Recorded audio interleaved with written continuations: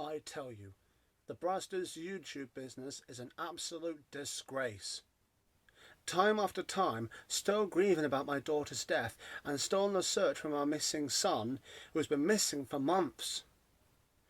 I mean, what if the Bradster, or his brothers, or his friends, who killed Harold, just like someone who had killed my Carrie? And what if my business is getting lower, all because of that idiot YouTuber, but even mentioning or doing nothing about it, just preposterous. Well, if your business is now low and all gone, how would you run it and make it a success again? Well, my team doesn't seem to give a damn at first, but they do feel a bit disappointed. But basically, getting rid of the Bradster and making my business going higher again would mean a lot to me. I tell you, it won't be long until someone who's actually killed in this town. Please, Harold, turn that off. Oh, I really do hate that man. That's my dad you're talking about. Oh, shut up, Harold. You can't trust him. Anyway, should you be in school? Oh, in case you haven't forgotten, it's summer. Oh, right, I forgot. Sorry, Harold. So you introduce me to your friends, Peter? Certainly, Cedric. Boys, this is a friend of mine called Cedric. And Cedric, this is a friend of mine called Harold. Hello. And that's a complete boss and Uncle Bradster. Oh, thanks, Peter. So he's your best friend from Devon then? Yep. Oh, I say. He is a bastard, isn't he? Oh,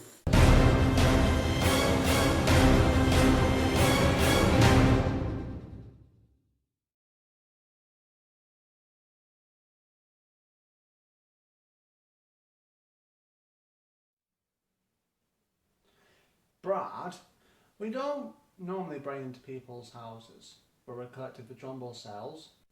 People can't wait all day for a Cedric. So why not just nick all his stuff, because that's Harold's dad? To hell with his dad, he's a donkey man. It's still nicking though, isn't it? Listen, I don't give a damn about what's right and what's wrong, so as far as I'm concerned now, this is my bloody house, so it can't be nicking, can it? He doesn't know about this, does he? Look, Peter, the Mario race is going to do good, like sending poor people far away by blind dogs or people. They want to do good. Yeah, but no buts. Yeah, that's ought to raise something. Nah, it's just a trophy with a donkey man's name on it. No also on that. You're right, I suppose. Try this. I found this in a bag. Does he want to donate it? He certainly does, Harold, if I can clear out the entire cupboard. I've tried. It's too much. That sounds like a perfect opportunity for you to try and break in and entering skills. Oh, cool. Here, that should fetch 20p. This thing looks quite rare. It's brand new. Yeah, let's have the Donkey Man smoochy music going, foil slushing father evil ballads and stuff.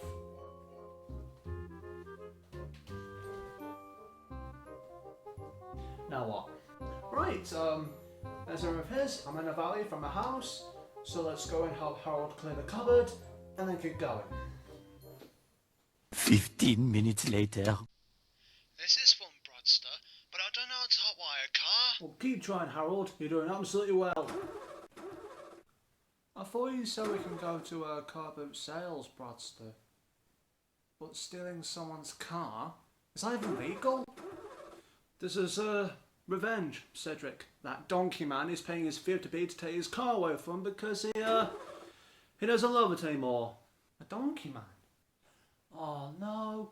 Bradster, this is about him, isn't it? Sorry, him? This is Harold's dad's car! Don't call him his dad, Peter. Call him what he is, a lousy donkey man. And it's my car. Legally, it's still mine, at least. I thought they took your license off your Bradster.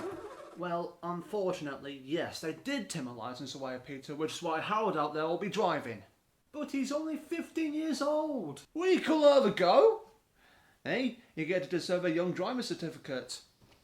What do you say, Harold? Oh, cool. Well, he's already got one for burning the Donkey Man's shed down. God, please. Why can't we go to Corbu sale like you said, Bradster? This is boring. No! This is important. A good lad like him knows how to hotwire a bloody car. Come on, Harold, hurry up. I think I'm nearly there. Any second now.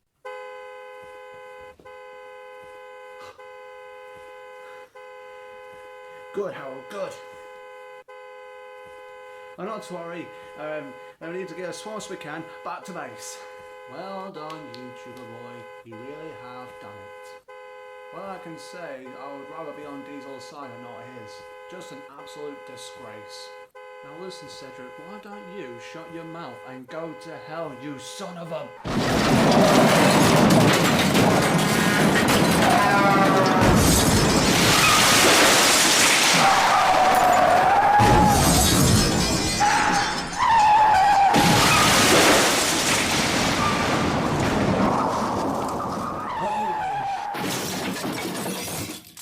Ow!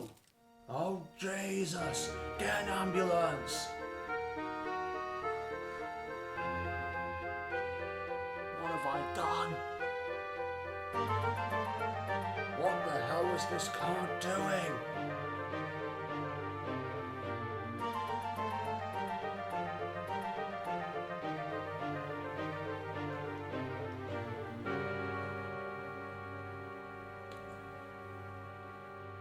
It wasn't my fault. The car was out of control and I couldn't stop. If I killed someone, I'll never forgive myself. Harold, just calm down. You don't even know if you killed someone. If you had killed someone, then it's definitely not your fault. It was an accident, okay? So come on. Don't you ever think that you're a murderer. Oh, what? I have some rather bad news. It appears that the driver in the crashed car is injured, and it happens to be the one and only David Diesel Sullivan. Oh, damn. Damn. God damn. Never mind that, though. I've got some even worse news, sir. What? It's these two sitting at the back seat. I believe your brother Ian and his girlfriend Telly Sullivan. What? Are they all right? I'm sorry, but I'm afraid not, sir. They're dead. No. Not them. Oh, bloody hell. That car must be new and most unlikely to crash. How are you, Harold? I'm fine. Tell you what, you can have the rest of the day off. It's alright, Harold. That's definitely not your fault. Like I said, it's an accident. I know, it's just... well, I don't know. I just can't comprehend if I was in that car and if I would have killed someone or caused a crash and then the brakes weren't working. I shouldn't have been there. Well, that wasn't the case and we're all still here. Besides, he's the one who made you drive the car, so it's his fault and not yours. So it's him who should be taking the blame, not you. I think I need to go to bed. Cedric will check on you later.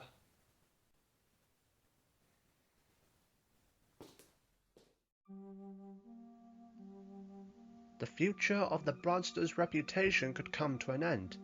A businessman, Sir David Diesel Sullivan, who happened to be an injured driver on that exact crashed car, was planning to sue the ringleader for attempted murder.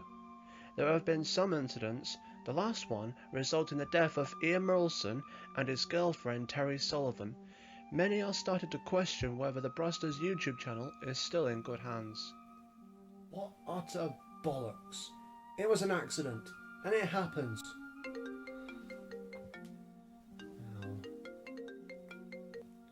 What do you want, Dad? Harold, how are you, son? Not good. And anyway, Why the hell have you not answered your damn phone? I've been ringing you for months and I've been... Quite sick. I hate to tell you this, but I'm moving to my friend's house and live there forever, so you don't have to worry about me anymore. Oh, come on, Harold. Don't be daft. You don't have to do that. I do, Dad. I can't come out to yours, and it's obvious you don't want anything to do with me after what happened yesterday, so you can think again. Look, son, we need to talk about this. We've tried that. Me and my sister have been through a lot ever since you've been fighting with my mum. Harold, listen to me. That is way damn years ago. Anyway, accidents like this sometimes happen. It wasn't your fault. Well, maybe to you, but to the eyes of the public, it was. And that's the only opinion that matters, unfortunately. Besides, even if it was exactly 100% my fault... I killed the Bradster's brother Ian, and my cousin Terry, and now they're dead. I don't think I can get over that, but it's over. They're sending out an official investigation. On the other hand, of whose fault it wasn't just mine though. It was the Bradster. He's the one who made me do it. I know. The filthy German bastard. Dad, that's not helpful. Even though I say I can agree with you, but he's not that bad. So he is my best friend, and he's the reason why I've been missing. Are you kidding me? God damn it. You said you'd been to someone else's house. Howard, why didn't you tell me the truth in the first place? What is going on with you? For Christ's sake, Dad, can't you show a bit more support? But what do you think you're playing at, son? Oh, please, Dad, stop it, you're scaring me. Look, son, everything's gonna be fine, alright? You're better off living with me forever. Oh, be realistic, Dad. I just want to stay at the Bradsters. You're still on his side, aren't you? How dare you, after what happened yesterday? Look, I didn't mean... What? What didn't you mean, Harold? Possibility number one. What happened yesterday was an accident. No one's fault. No one to blame. And nothing to say sorry for. Dad? Possibility number two. Something happened. Maybe he never meant it to happen, but it did. And you... Didn't do anything to help. But some friend of yours did help. You left me, the idiot's brother, and your cousin sitting there. Left them for dead in my car while you run away. Waiting until they have died. I didn't...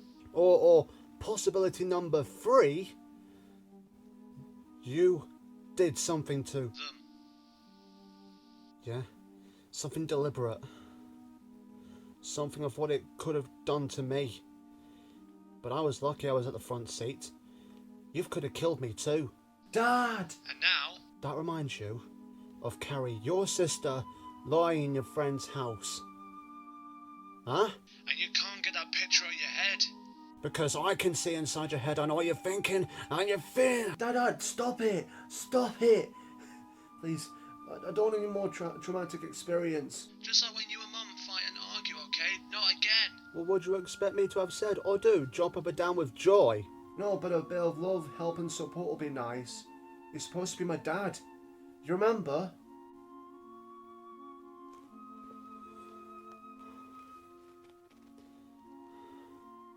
Look, Harold. I'm sorry, Harold. I'm really sorry. I've made a lot of stupid mistakes. I really haven't been a dad that you deserve. I don't understand. Listen, son. Parents aren't perfect. And clearly, we all make mistakes like everyone else. Alright, listen, Dad, I had to go. There's someone at the door. Okay, you'll be a good lad. Bye. Hey, love you. Oh well. Come in.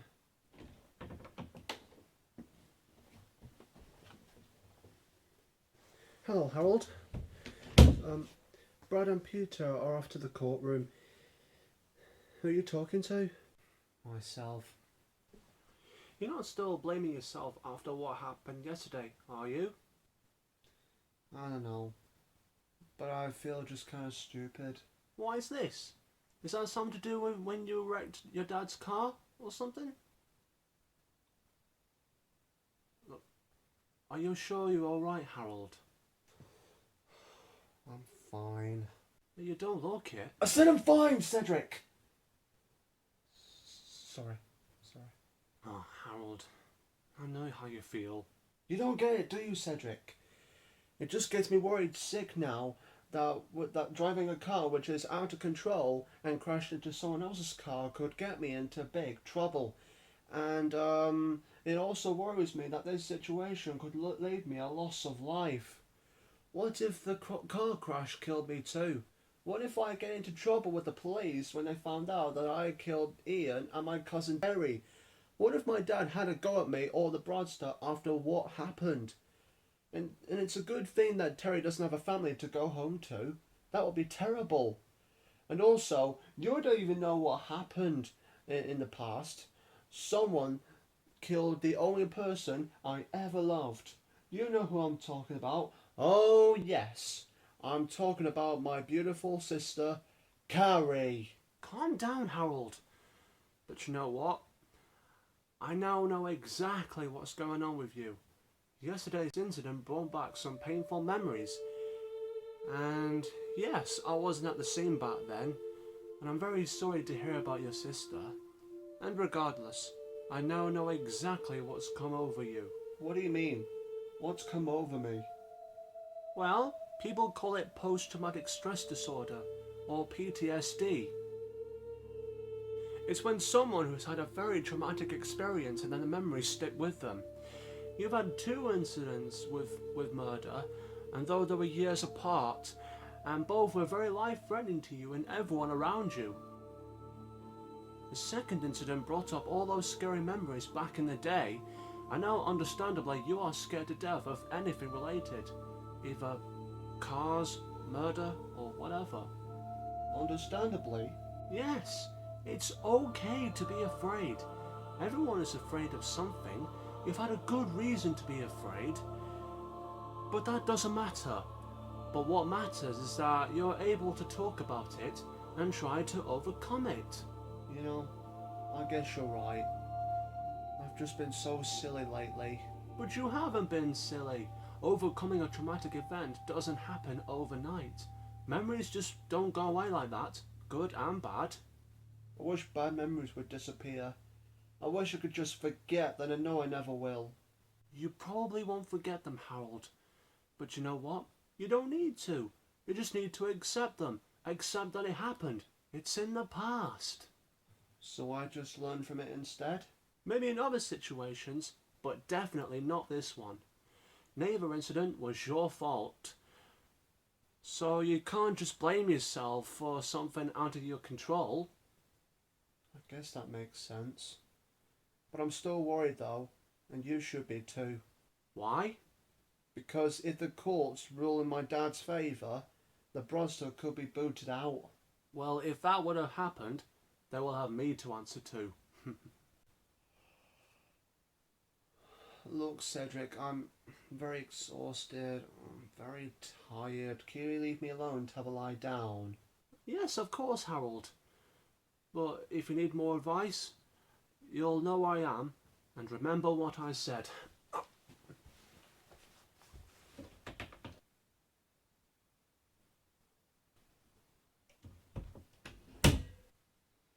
Bye, Cedric.